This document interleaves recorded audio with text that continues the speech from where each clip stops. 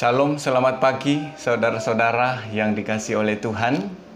Kita bersyukur oleh kemurahan Tuhan, kita boleh berjumpa kembali melalui renungan pada pagi hari ini.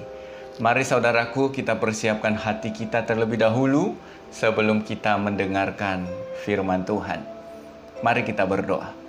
Ya Tuhan, terima kasih untuk segala kebaikan Tuhan. Terima kasih untuk segala keajaiban Tuhan.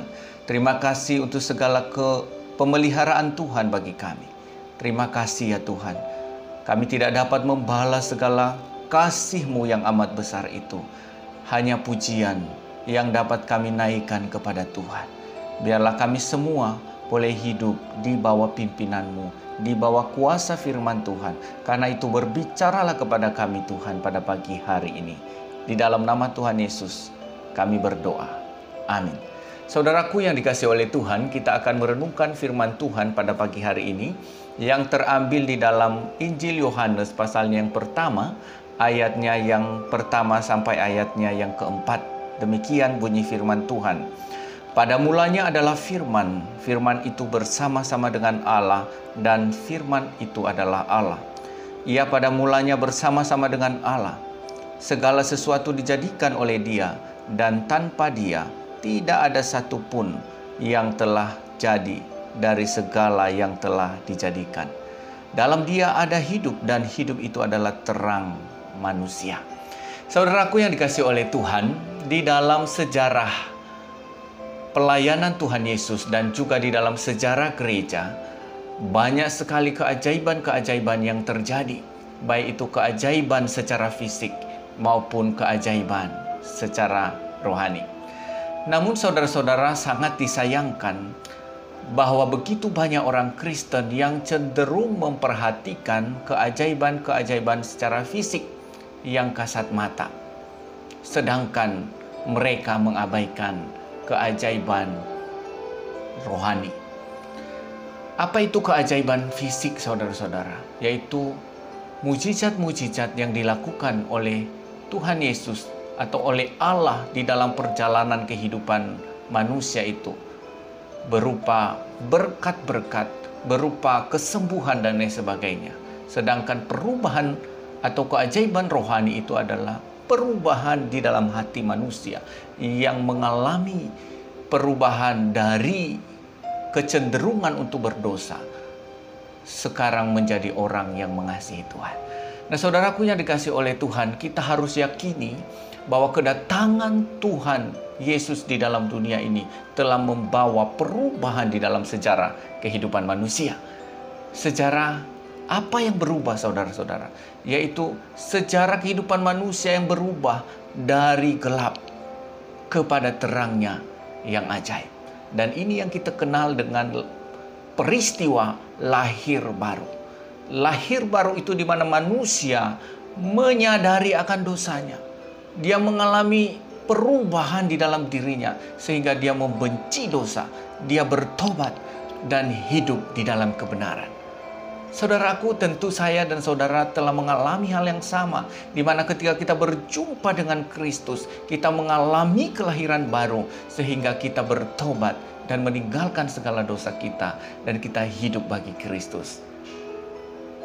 Nah, karena itu saudara-saudara, ketika kita hidup di dalam Tuhan, kita tidak hanya sekedar menginginkan apa yang terlihat secara kasat mata, apa yang terjadi secara fisik saja, tetapi justru ada hal yang lebih penting, yaitu peristiwa-peristiwa yang ajaib yang terjadi di dalam hati manusia, di mana oleh keajaiban itulah membawa dia menjadi manusia yang berubah, manusia yang berguna, manusia yang tidak lagi diperbudak oleh dosa, tetapi manusia yang sungguh-sungguh hidup di dalam Kristus.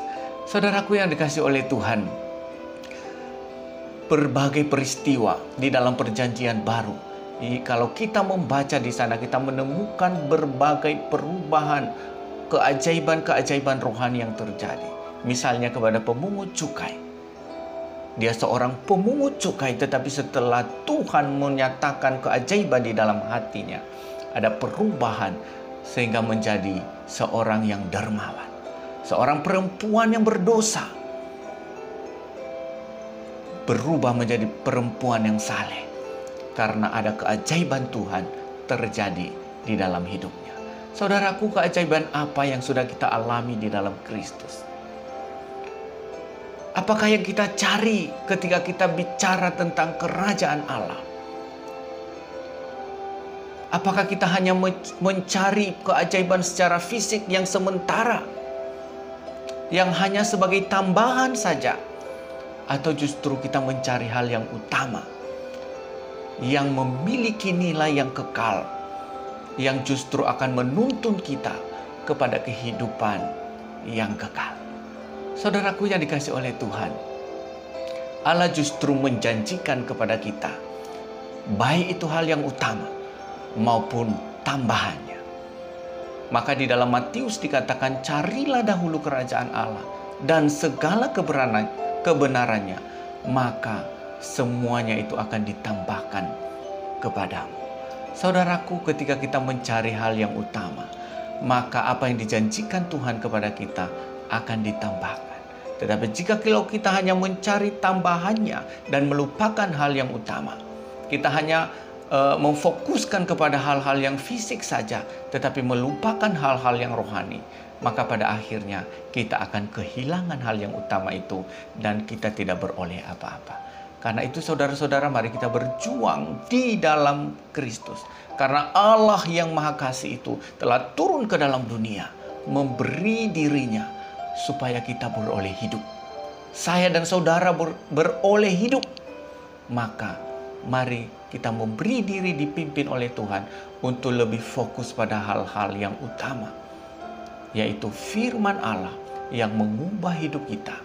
Maka oleh firman itu akan memberikan kekuatan kepada kita untuk tetap bisa hidup baik di tengah-tengah kesulitan maupun di tengah-tengah kelimpahan. Tidak ada sungut, tetapi yang ada adalah sukacita. Karena perubahan yang sesungguhnya yang Allah telah kerjakan itu terjadi di dalam hati kita. Tidak hanya sekedar melihat yang fisik saja, tetapi justru melihat hal-hal yang lebih daripada itu, yaitu hal-hal yang rohani. Mari saudara-saudaraku, kita boleh bertumbuh bersama-sama ke arah Kristus yang telah memberikan keselamatan kepada kita. Kiranya firman Tuhan ini boleh menjadi berkat bagi kita. Tuhan Yesus menolong kita semua. Mari kita berdoa. Bapa di surga, terima kasih kami sudah mendengarkan firman Tuhan. Engkau pimpin kami Tuhan dengan segala kemurahan-Mu, sehingga kami mampu berjalan dan melewati hari ini di dalam kekuatan Tuhan. Dan kami memuliakan nama-Mu.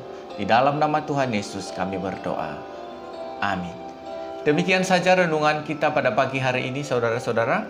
Selamat beraktivitas. Tuhan Yesus memberkati kita semua. Amin.